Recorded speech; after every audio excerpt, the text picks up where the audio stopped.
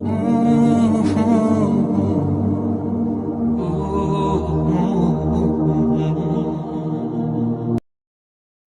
میں بہت طاقت ہوتی ہے، اور جب تم سچے دل سے اللہ سے مانگتے ہو تو وہ کبھی تمہیں مایوس نہیں کرتا، کیونکہ تمہارا رب بہت باعزت ہے اور اس کو حیا آتی ہے تمہیں خالی ہاتھ واپس لوٹاتے ہوئے جب تم اس سے رحم مانگتے ہو۔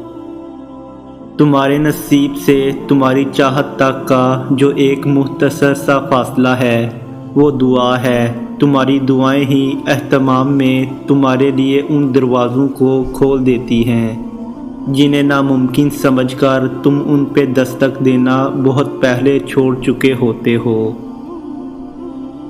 اللہ نے اتنا سکون کائنات کے کسی وقت میں نہیں رکھا جتنا تہجد میں رکھا ہے۔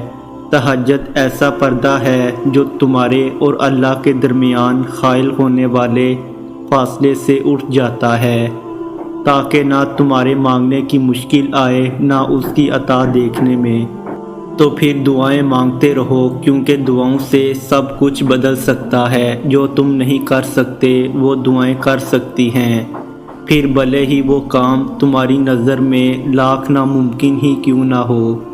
دعائیں کن کی طرح ہوتی ہیں جو اختتام میں معجزے بن کر تم تک واپس آتی ہیں۔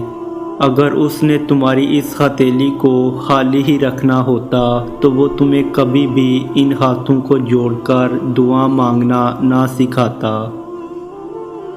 اللہ کے نزدیک کسی انسان کی عزت جتنی زیادہ ہوتی ہے، اس کا امتحان بھی اس قدر سخت ہوتا ہے۔